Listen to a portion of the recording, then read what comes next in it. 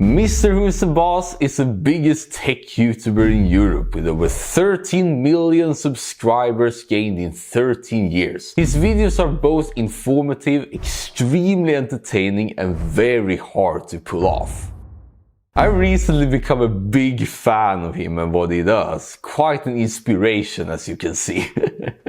So I watched all his videos plus some interviews with him and managed to uncover 5 productivity secrets that both you and I can implement today to become as productive as Mrwhosetheboss. The first one is embrace micro-refinements. Especially if you check out his latest videos, there's so much going on in terms of production value that it might be a little bit intimidating to watch as a new creator. How am I supposed to get all of that if that is supposed to be the new standard? But as he says in an interview, the way I describe it is an aggregation of micro refinements. And it's especially apparent if you watch his older videos. And then only in the recent years he started to become very prominent in terms of this production value and everything is flying around, different colors and so forth. So what I encourage you to do with this is to think of 1% improvements. See what you are doing every day and ask yourself if you can do one action or one particular move a little bit better than the last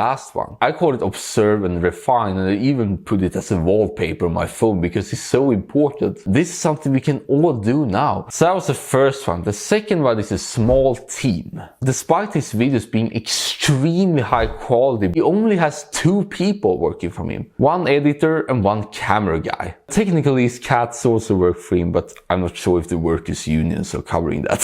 His team is very small, but the 2 people he does employ are extremely good. This guy is probably the best editor I've ever seen, and the camera guy is not worse either. So if you're in a position where you can delegate work to someone, better focus on quality people rather than as soon as possible. I think the only way to be able to attract such talent is to become very good yourself. And don't forget to share the play buttons with them too. The third productivity tactic is extreme awareness. Mrwhosetheboss is obsessed when it comes to metrics and stuff like that. He even printed out various milestones on paper. He also wants to check analytics a lot, see where everything is going down, and you can see during the last 10 years it's all paid off. It ties very well to the first one, in which you need to observe and refine, but the only way to truly observe is to be extremely aware. The way to be extremely aware is to not hide anything from you, especially in the beginning. All these analytics, whether we talk YouTube or blog or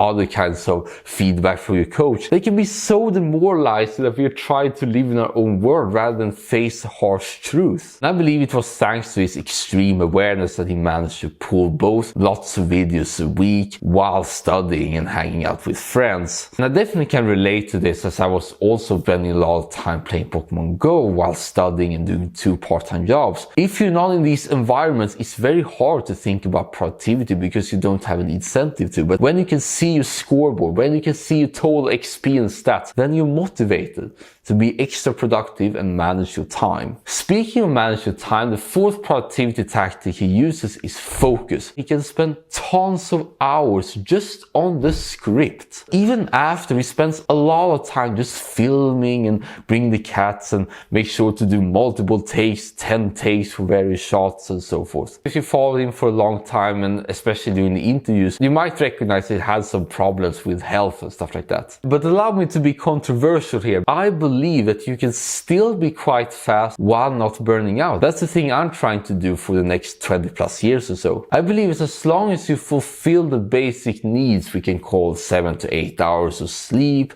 having good meals, exercise, and reframe the sensations that we feel as good and not bad, I feel that we can keep on going forever. Just as you learn to eat food that you previously thought were awful, like in my case oatmeal, I eat it every day but I absolutely despise it in my childhood, you can do the same with sensations too. So that's probably the most powerful unlock I can ever give you. And I feel as I'm looking at his newer videos that he's doing that too. The 5th productivity secret that I don't think many people are aware of is that he's very direct and to the point. Even in his latest videos, he immediately starts a video with a point and then the next point and so forth. He definitely makes sure to be very succinct. And that's something I personally try to be better at too, not necessarily look at the entire video length, but more in the case of info density and make sure to get the most value to do in the shortest amount possible. It's a productivity channel after all. And as a quick bonus one, remember the long game. It took 7 years from him to get 1 million subscribers,